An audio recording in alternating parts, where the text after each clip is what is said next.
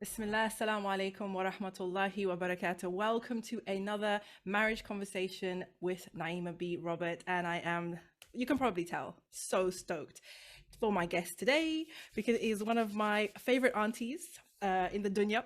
And it is none other than Angelica Lindsay Ali, who is very affectionately known in these streets as the Village Auntie, and I am just so thrilled to have her here for one of our intimacy conversations.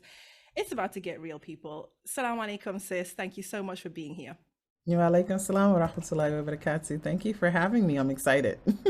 I'm just always smiling whenever we get to talk, and alhamdulillah, we've had the opportunity to kind of be in this space several times. So I knew I couldn't have one of these conversations without you, and without just hearing from you, touching in with your areas of expertise and your wisdom. So one of the things that I wanted us to have a chat about was the concepts of femininity and sexuality. Um, we don't talk about it a lot, do we? In general, and in the Muslim community, it's like you're supposed to know that stuff. Like you don't need to talk about it, you don't need to be taught it, and yet we've got all these images coming at us of what femininity is and what sexuality looks like. And there's almost, well, do I need to be like that in order to be feminine? Do I need to look like that, act like that in order to be sexy? What are you seeing happening with the concepts of femininity and sexuality right now? It's interesting because on social media, I watch YouTube a lot. I'm a YouTuber. Like, I don't have a YouTube channel, but I would rather watch YouTube than regular television or Yeah. cable because it sort of keeps you abreast of what's happening. And I've noticed over the last sort of 18 months, femininity coaches, femininity mindset healers, and they all sort of look alike Mm-hmm. and they all have the same conversation. It's appealing to an ideal of beauty and femininity that definitely is derived from a white European image. Mm-hmm. And if you're a white European, that's great. But what about the rest of us? Yeah. And most of the women that I've come across that have been teaching femininity from this standpoint are women of color. They're Black women. They're Very young interesting, women. isn't it? Yeah. Yes. They're promoting a form of performative femininity that says you have to speak softly, you have to sit on the edge of your chair, you have to wear high heels, you have to wear lipstick, your nails have to be a certain way. And that's great, but it's very surface level. And it also does not account for the nuanced ways in which femininity shows up in global cultures, right? So femininity is okay. It is a pair of 5-inch Socates Louboutin shoes, right? It is like eyelashes out to here, but it's also, No. you know, for some women, and that's for you. Okay, fine. But femininity is also a black bisht abaya and a niqab, right? It's also henna'd hands and feet. It is the swish of a bazang grand boubou as you're walking through the marketplace. Where does it account for all of the expressions of femininity that our grandmothers, that our foremothers had? So I think, when you couple that with the conversation around sexuality, it means that women are always performing to fulfill a role. 100%. Yeah. Like, Yeah. what can I do to show you how well I can cook, how beautiful I am, how soft I can be, how supportive I can be, so that you can choose me, so that then you can make me your wife, so that then I can please you. Everything is outward, it's output. Very little of it, from what I've seen, has been focused on internal development and self reflection. So then, when you have this idea of femininity as being something that you are rewarding someone else with your presence, when it comes to sexuality, then you just become a receptacle for someone else's pleasure. Right. You're not an active participant in it. So it limits us in terms of the way that we look at sexuality, because then, we shift into these extremes of your body has to look a certain way in order to be sexy. Your hip to waist ratio has to be, so you have people who literally have comical figures. Like, they literally, look like they come out of like a comic book with Photoshop and filters, and they're manipulating their bodies to look a certain way. Body dysmorphia has never been, so rampant. And all of that is linked into our limitations when we talk about femininity and sexuality. So I think for women, the conversation has to start in the home and even in the masjid, right? The masjid by my house, we have Bengali sisters, we have Sudanese sisters, we have Somali sisters. I think I'm one of the only African Americans, and each group has different models of what femininity looks like. Each group, they are sexy in their own ways, right? Because you go to sisters parties and you see sisters. We know. We need, We know what yeah, goes we down. know, right? We know what lies beneath, Mashallah. right? Okay. So Exactly. I think we owe ourselves as women, and also to our daughters and our granddaughters and our nieces and our cousins and our little sisters, we owe them a more multifaceted approach to femininity. And then inshallah, that will seep into our conversations about sexuality, because we are limiting ourselves as Muslims, and we come from a very expansive tradition in both regards. Right. Subhanallah. As you're saying this, I'm thinking of so many of the other conversations that we've had already in this kind of intimacy area. And one of the things that keeps coming up in every conversation is porn. And I can't help wondering how much of our own idea of what is sexy, as you said, is from the movies, is from music videos, is from is from porn. And even when you said performative femininity, I'm thinking of the performative sexiness that we feel. In order to be sexy, I must dress a particular way, I must talk a particular way, I must act in a particular way. And this is like no shade to those of you who, if that's your thing, that's your thing. This is a no judgment zone. But what about those sisters who feel that doesn't, it's not who they are, but they feel they need to perform that in order to be sexy? I mean, can you be sexy without garters and a corset? Absolutely. Yeah, you absolutely can be sexy. In fact, my work is expanding now, where I'm opening up myself and my expertise to talking to men more. When I first started on social media, and I started in this work in 1998, and I've always worked with men in community, but on social media, it can be a mixed bag, right? So I had to really establish a firm boundary when talking about sex and sexuality, because I didn't want to sexualize myself. I did not want to become the object of someone's misplaced attraction. Well, yeah. But now that I've opened myself up in talking with men, you will really be surprised at what men find sexy versus what society tells us that men find sexy. Look at that. Talk to it, girl. What they saying? So, What they telling you? um, We so want all the tea. We want yeah, all the I have juice. a nephew. I have a nephew. He's married. He is of West African origin, and in the summertime, I usually wear mulfas, a thobe. It's a very Yeah. loose flowing, all covering, like everything's covered. Mm. And he was talking about how the men from his culture find that such a sexy garment. And I was like, Yeah. talk to me about this. Like, Yeah. talk to me Yeah. about this. Yeah. He said and another of my nieces, these are my village nieces and nephews. She said that an artist came to do a workshop one day, and he said, when you shroud a thing, you reveal its beauty. So when you cover something, you reveal the essence of its beauty. And this is what my nephew was saying. He said there's something beautiful about a woman who can wear a garment like that, and it exudes the confidence and the sexiness that comes from inside. Because to be a sexy person is not the garter belts and the high heel shoes and the lingerie and the push-up bras. It is exuding a seductive confidence. It's a level of comportment, and that comes across when you're wearing, you can be wearing anything. You can be fully covered, and that will come out. I think as Muslims, we're afraid of that, though, because we have this idea of modesty, and modesty is like, no, I can't arouse attraction. We're not talking about intentionally trying to attract someone. We're talking about, are you confident and comfortable in who you are, and does that radiate outward, right? Does that radiate outwardly, even to your partner? right? You have women who feel as if, well, I dress, fully covered outside. So when I come home, I have to wear the most risque thing possible. And they're uncomfortable with their bodies. And that shows with their spouse. So they don't really come across as sexy as they think they are.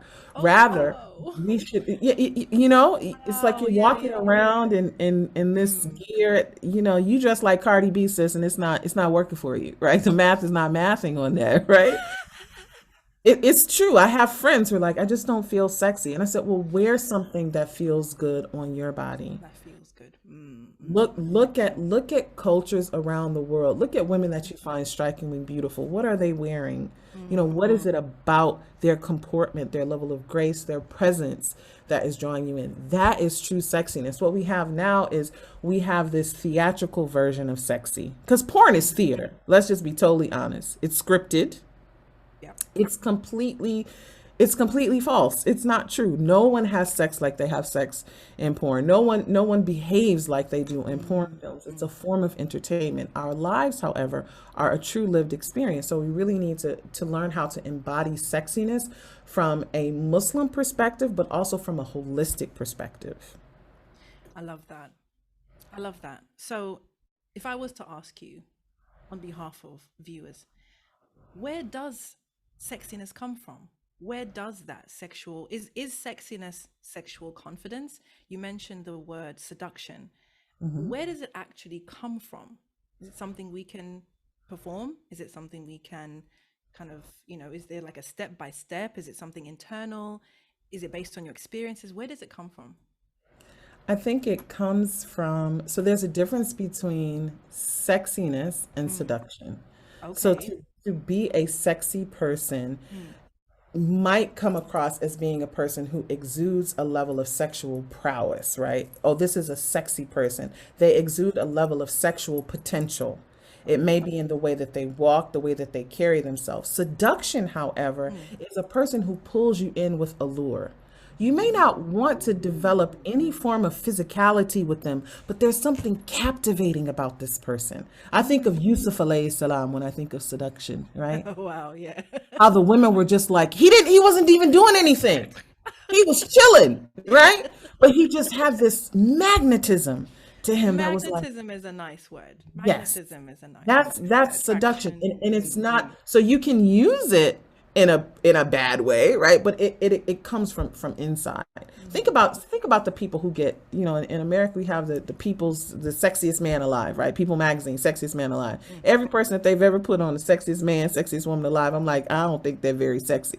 No, Because it doesn't have anything to do with their physical features. It has to right, do with something that people see in them that they like, right? right. So for me, a person being sexy, it exudes a level of sexual potential. But the more nuanced and the more sophisticated approach is what level of seductive confidence do they have?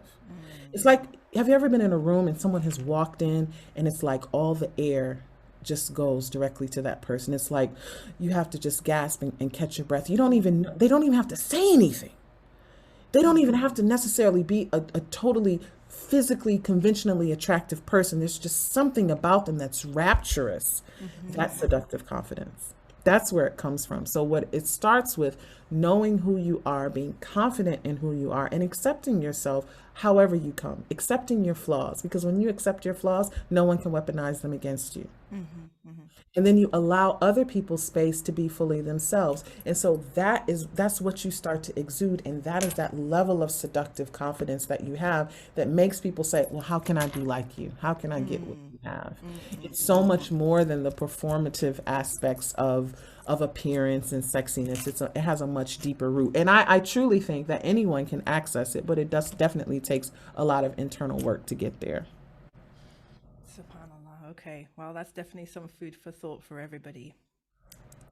Now, one of the things that's come up a lot in these conversations, when we're talking about intimacy, we're talking about sexuality, sexual health, is the almost deafening silence that many of us were raised with when it comes to this issue, particularly certain cultures. But I know that that's not well, first, we all know that this is not from the time of the Prophet ﷺ, so it's not the Islamic standard that was set. Obviously, cultures have evolved and it's become this way. But also, it's not all cultures, or not all Muslim cultures have the same approach to sexuality. So Mhm. from, I know that you've done so much research in this area, and kind of this is your what you're plugged into. What are the traditional ways in which sexuality was taught to young people, the next generation, within families? What have you seen in cultures around the world? So I'll start with my own culture, with African American culture, and I think so. I wasn't born and raised Muslim. I accepted Islam at the age of 23, and what I've noticed in African American Muslim, general culture, is that we tend to be very conservative in terms of how we teach about sex.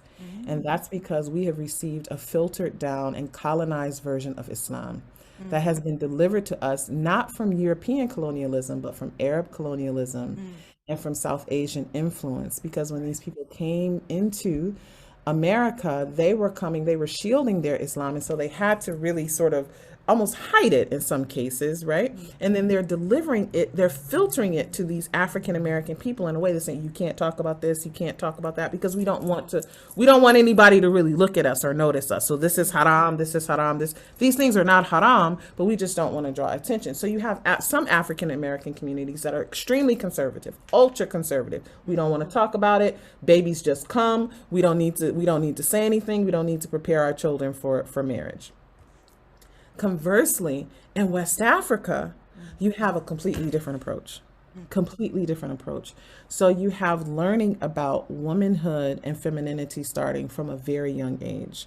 You have young girls and young boys learning about their role within the family, but also learning how to nurture those innate gifts that they have physically mm, and innate roles that they will take on within the culture. So you have the concept of jonge, for example, which comes from Senegal, which is the Senegalese art of elegance and seductive confidence, right? Men mm, can be jonge and women can be jonge. If a woman is wow. jonge, they call her jongama.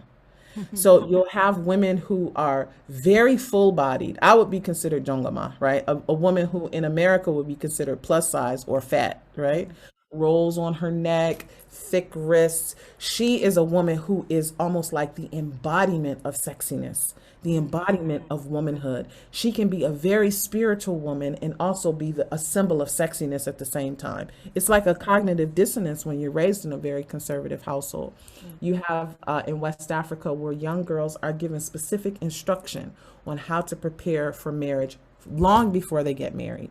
mm, This is a part of the culture, and these are Islamic cultures. So in Senegal, where my spiritual community is 99% Muslim, but you mm, have people who talk openly about sex, who talk openly about the importance of pleasing your partner, who mm, speak openly about the importance of fulfilling the rights of your spouse, not just the right of the husband, but the mm, right of the wife also. So when mm, people say, well, Muslims don't like to talk about sex, I always say, but which Muslims? right. Yeah. Which Muslims don't like to talk about sex? So when it comes to African Americans, I always say we need to look for where our culture comes from. Because even if you talk about, let's talk about India, right? India has a rich history of erotology, Mm, erotic literature, research into pleasure. But what happened? The Victorian era. right. You had the colonial empire, right? Arabs, same thing. Arabs invented erotology, but all of these things have been watered down through colonial influence. So I think it's important for us to take our Islam with us, but go back and look at how did our ancestors, how did they traditionally learn about what to do when you get married? Because Mm, now you have Muslims who get married and they'll reach out and they'll say, Auntie, I've been married for 6 months. My husband and I have not been able to have sex. I don't have vaginismus. There's no problem. We just don't know what to do. oh, wow. And we're afraid to ask. Subhanallah. Hmm. So it's troubling because, like you said, that's not from our deen, but traditionally I think we've gotten so far away from our traditional cultures, Mm. feeling that the more Muslim, the more religious we are, the further we have to get away from our cultures, and that's just not true. SubhanAllah. I think that that is such an interesting. we've had another guest as well who spoke about, you know, the influence of the Victorians and just the colonial influence on our attitudes towards, you know, what really is sex positive approach in Islam, right? Where sex is not bad, it's not dirty, it's not shameful, it's encouraged. You're encouraged to have lots of it and have Mm-hmm. lots of women as well, lots of wives, and have even more, and have more children, and you know, it's like it's all good, right? So it's interesting for those of us now because we're going into the next generation, because we've had the, you know, the boomers did their thing. We've got, you know, Gen X like me, maybe you, the millennials. I think that they are no longer connected to whatever culture their parents came from.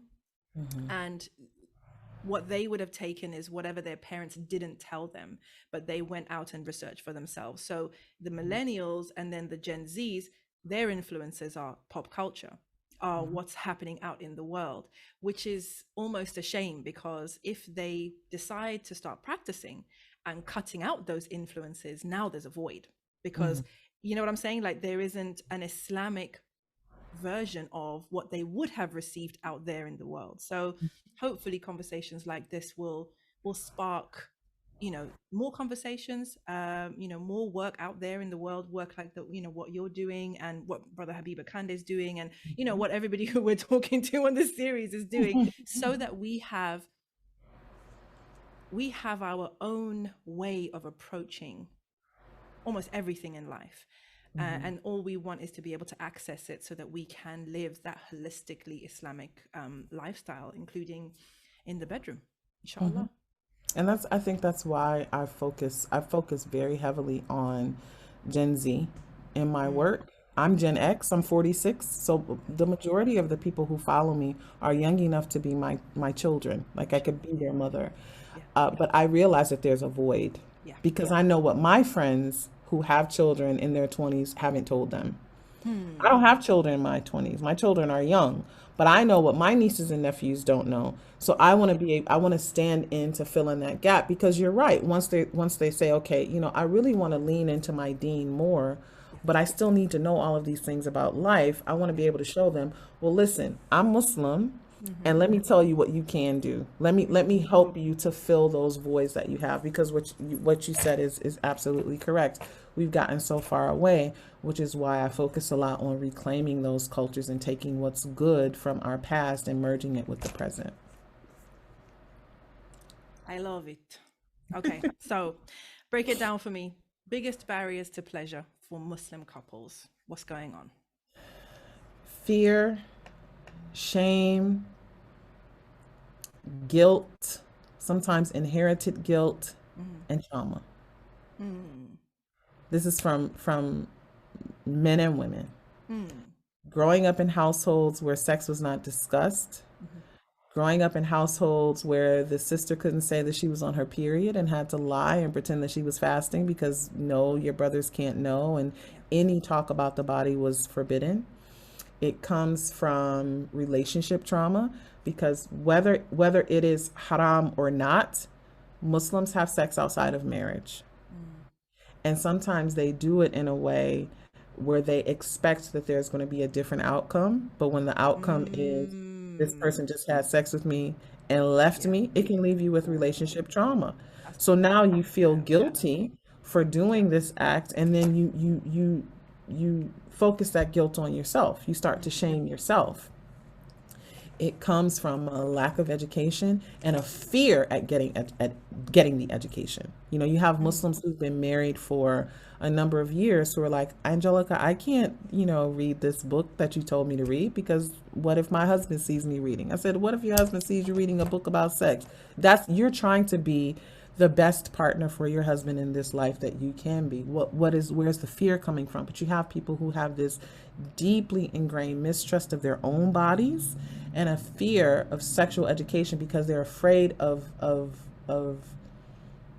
Allah not loving them. I've had people say, well, mm. Allah will not love me if he knew how much I love sex. I said, well, let me let you in on no secret, sis. Let me let you in on a little secret.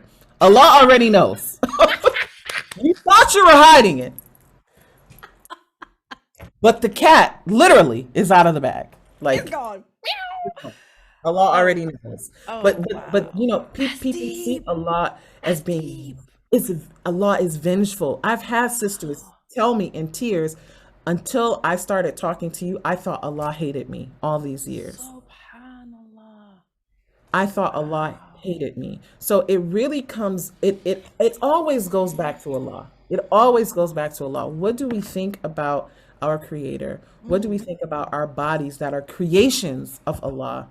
How do we connect to ourselves, and how do we connect to another person? How can sex be bad if it's the very act by which the majority of humankind was created? sis, let me just this is what you call cognitive dissonance, okay? Because it almost just does not make sense. Because the way that, and I always say that I feel the world that we live in now is so hypersexualized, and it's always the haram sex as well that's being celebrated. You hardly ever hear songs talking about marital anything, right? Not that we need to listen to songs about Right. husbands and wives getting it on, but the point Right. is, most of the time when they sing about it, they're not talking about their spouse, they're talking about some girl, some guy, right? Same with films, same with the music videos. Everything is about these couplings that are not tied to marriage, that are not tied to commitment, that are not tied to any kind of sacredness whatsoever, if we're going to go there and keep it a buck.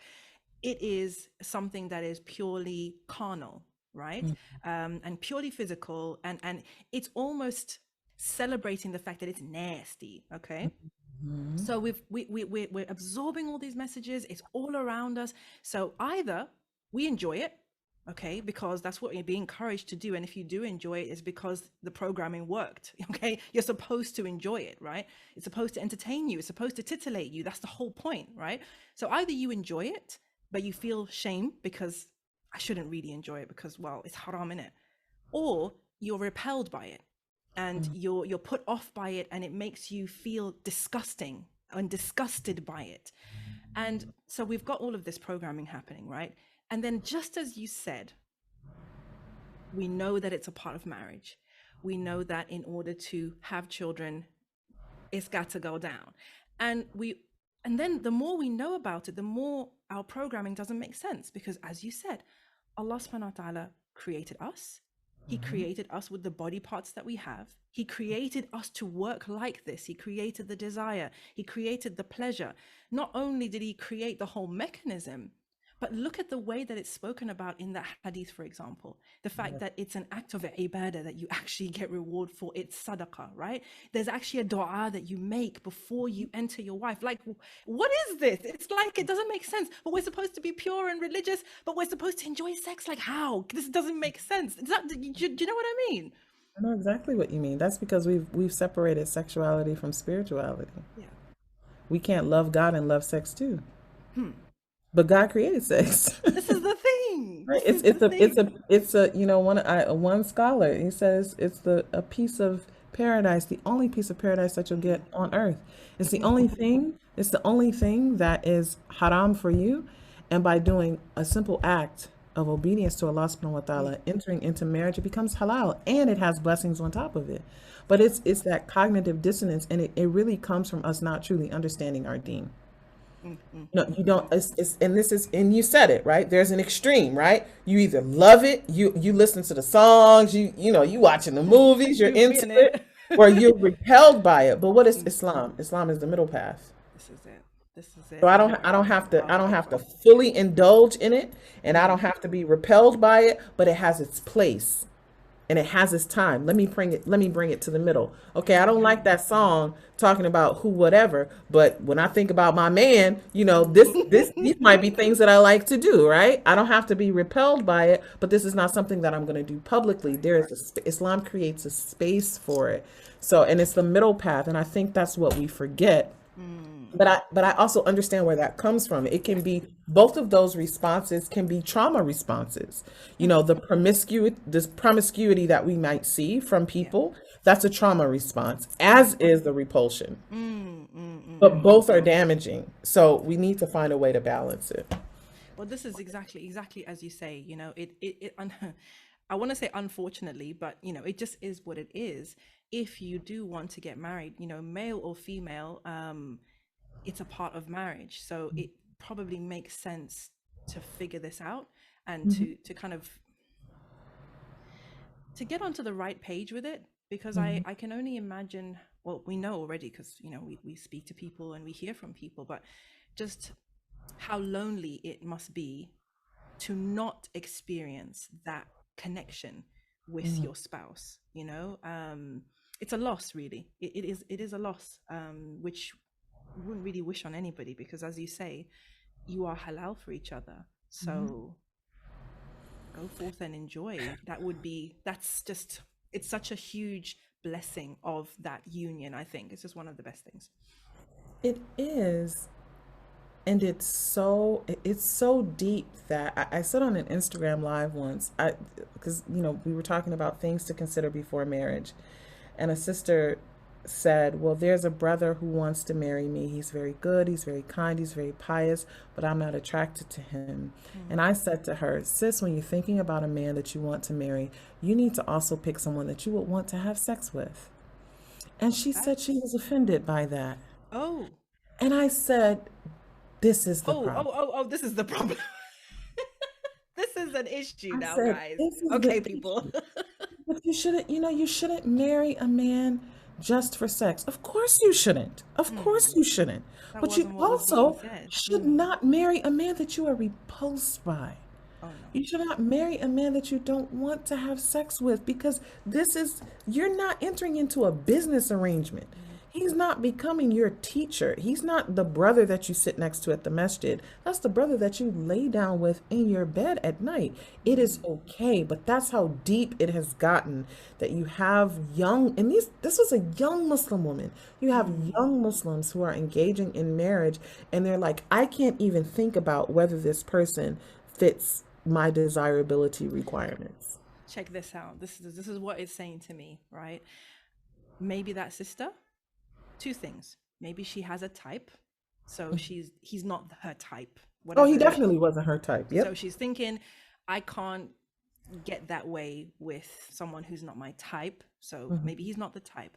But also, it could be that, and I think from her response, it sounds like she feels that that kind of genuine desire is a bad thing and isn't something that is in any way to be honored. So, it's almost like I shouldn't even be looking at him like that, But then, hey, who knows? SubhanAllah, like I yeah. think because I started talking to some other young women about it, and they were like, Auntie, the problem is that I don't think that I can find someone who fits my physical ideal, but who also has the spiritual grounding that I need. I said, oh, sis, you want a thug and a thobe. This And she is it started now. This She is it. started laughing. I said, but it's true, right? I said, you want a brother with some swag, who can wear a thobe with some tin, Oh no. like his Oh beard is guys, man. glistening. I You feel know, sorry for the brothers, man. he's got a little swag, and I'm like, you can have that, right? You can have that, but you have to be honest with yourself that that's what you want. You have to be honest with yourself that you want someone who looks a certain way and has a certain level of, like, comportment, how he carries Finesse. himself, who's also finesse, who's also spiritual. You have to think about what comes with that, right? Thank What you. comes with someone who acts like that, but also don't be afraid. Is it the looks that you want, or is it that presence that you want? I really, and this is why I push people to challenge, where's your desire coming from, right? Is Mm. this desire chosen for you? Do you really want a thug and a thobe, or is that what society tells you that you want? Is that what society tells you Mm. is sexy? Because we talked about women and sexiness, we didn't Thank talk you. about men and sexiness, right? Oh, Well, please I don't want a speak to cornball this. dude. Oh, Auntie, I don't want a cornball dude. I said, well, what's a cornball dude? I don't want no Oh, quiet, nerdy kind of dude. I said, girl, those are the freaky ones. She said, oh, Auntie, you can't say that. I said, but I can. I said, but I yeah. can, because I've lived long enough to know. And men talk to me. Men are comfortable sharing and talking to me. Mm. I said, men put up a performance just like women put up Mm. a performance. So that man that you think has that swag and has that, he's super cool, he could be extremely self-conscious. He could have very low self-esteem. That Very quiet brother, performative.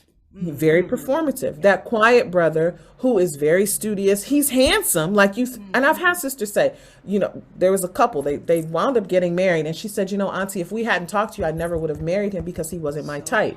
See, She said he's handsome, but he wasn't my type. He was too quiet. He was too this is yeah. he's too that. I said, so how is he now? She's like, well, he Ooh. defied my expectations. But this is because our desires that we think come from us, a lot of times these are scripted. It's part of the Absolutely. programming, It isn't it? is 100%. I am with you 100%. Definitely. I think, and this is a reminder really to all, especially the younger sisters out there, brothers too, if this is you, but just do be careful of that type and that list of, like you said, you want the thug on one side and he needs to be Hafid of Quran. So I have to have both. Just be careful. I think, subhanAllah, I had this kind of revelation when I thought to myself, if I was somebody coming up in today's times, right? Because I got married at 22 a long time ago, alhamdulillah. And my husband was introduced to me by a mutual friend at university, and we spoke on the phone initially, and we hit it off right away. And I knew I wanted to get married, and I had already had a few meetings with some brothers who did not quite fit the bill. So when I spoke to him, I was already like, oh wow, we got along really well. And then we had the meeting at the masjid, and I saw him and he smiled, and immediately my heart became like calm, because up until that point I'd been like worried, like what if I see him and he's butters, like what if I see him and it's like he just does not fit the bill, blah blah blah. I didn't have a type in my head, but obviously I'd come from Jahiliyyah, so there was that. But I saw him and he smiled, and immediately I had this kind of sense of calm. When we sat down to talk, it went really well. And so I used to tell this story where we parted ways, and he went his way and I went my way. And then when he rang afterwards, I said something like, it went really well, didn't it? Like, basically, like, we're doing this. And he was like, okay. And I was like, yeah, you like me. Like, come on, like this is a thing. But my point is, if I was coming up in today's society, if it was on a dating app, for example, right, or a matrimonial app, or I just had all the programming that we have now, I think I would have swiped left on him, because again, wasn't the type. He wasn't 6 foot, certainly not 6'2" or anything like that. He didn't fit that frame. He certainly wasn't a thug and a thobe or anything like that. But when I look at it, I think, imagine if it had been a situation where I had swiped left on him. Everything that happened afterwards, none of it would have happened. The 15 years of marriage, the 5 children, the amazing times, like none of that would have happened if I had judged him according to an ideal type that I had in my head. And I think I just share this, guys, as a reminder really for everybody to understand that, like you said, that type in your head, that ideal, is not just something that's innate. It's not something that's coming only from within you. It's a culmination of things, of the programming, of what you've read, of what other people think, and all of these other things. So I guess what I'm saying is, like, don't hold on to it too tightly, because you could miss out on a really, really good thing. You really can. And I know brothers who are like that thug and a thobe kind of ideal, and it's performance. They're very, they put on this performance to have a certain level of cool that they don't really have. And other men can pick it out. Other men, can say, no, he's not really who you think he is. And I think that's why we also have to give each other grace. Mm-hmm. We have to give each other grace, and we really have to go in when it comes to seeking out partners as a community, not just as a single person. I always tell women, have your homegirls met him? Have you introduced him to your cousin, your male cousin, the one who's a little crazy? Introduce him to him and see what he says, right? For brothers too, has she met your sisters? Has she come around your mom? Because you have on one side, you have this, brother who's like, out there, just very swagged out, whatever. And then you have on the sister side, you have the IG model in a hijab kind of sister, right? And she's all of these things, also suffering from a lot of self-esteem, but she has brothers all in her DMs and things like that. 100%. Give each other grace, but also approach approach the marriage process not from one extreme or the other. So it's not just the studious, pious brother or sister, and it's not just the one who fulfills all of my, social media led, desirability characteristics. How can I find someone who's going to make my heart smile when they smile at me? Because I felt the same way when I first met my husband. Now, I'm 5'11", child. My husband, he's 5'8". He 5'8" on his tall days, but I think he might be 5'7". That's what he said. He say Mashallah. 5'8". But mashallah, we've been married for 17 years, and I would have, if I were 23, I wouldn't have talked to him because I wouldn't have been smart enough to say this person could be my destiny. So that's another thing. And when I looked at him, I had to think about too, this is a good brother, but also, do I have a level of desire to want to know more from a carnal level? And that's okay. Yeah. That's okay. I think that's okay. And there's a halal way to do it. I think that's what Yeah. scares people.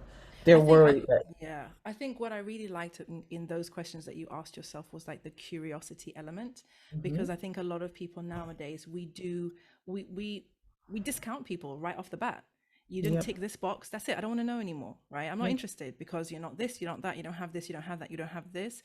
And I Mhm. think if you have, like you said, an inkling, firstly, Aslan, it's a good person. Okay, there's a good person there that's come to you, but you have an inkling of, like you said, something that you want to know more about, right?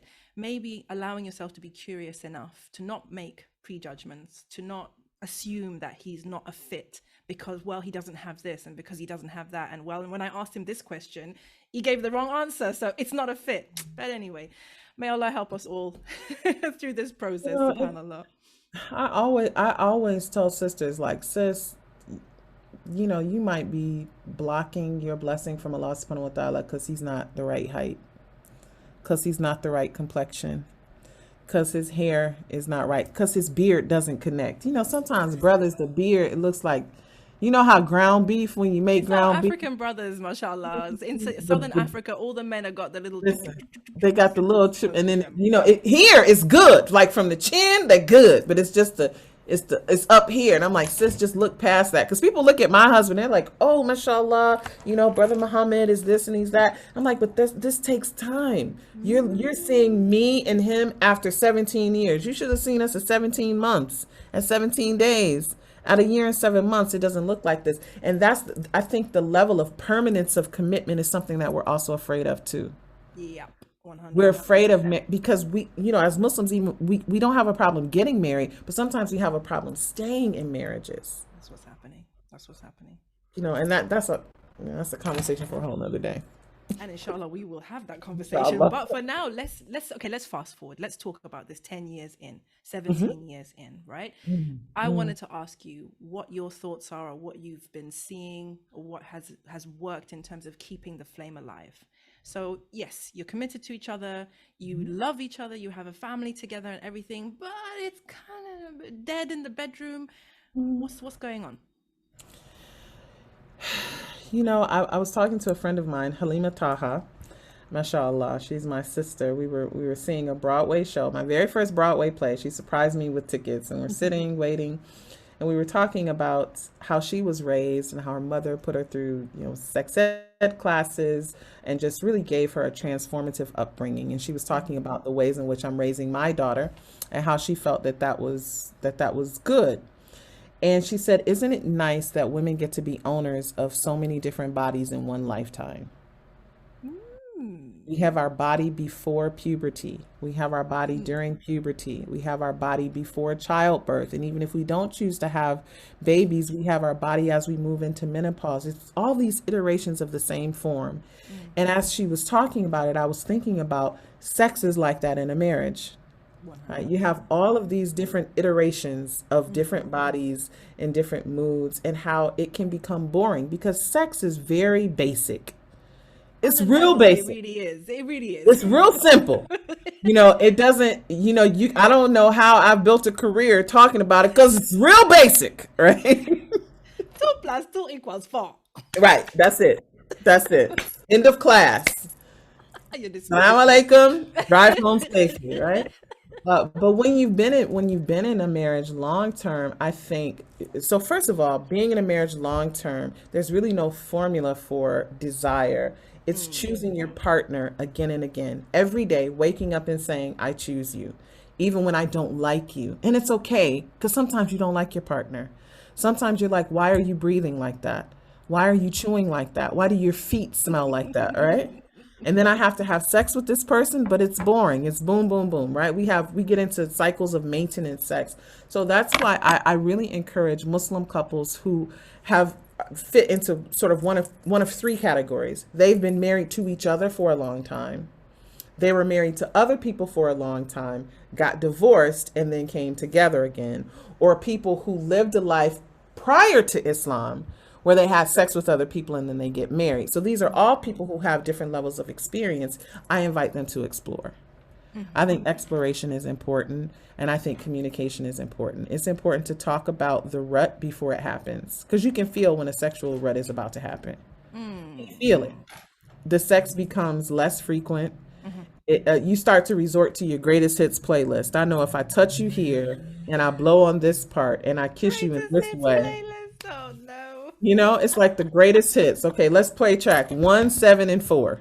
Right? I know that this is going to get us to but that becomes boring. No one wants to eat the same thing every night. So exploring is important.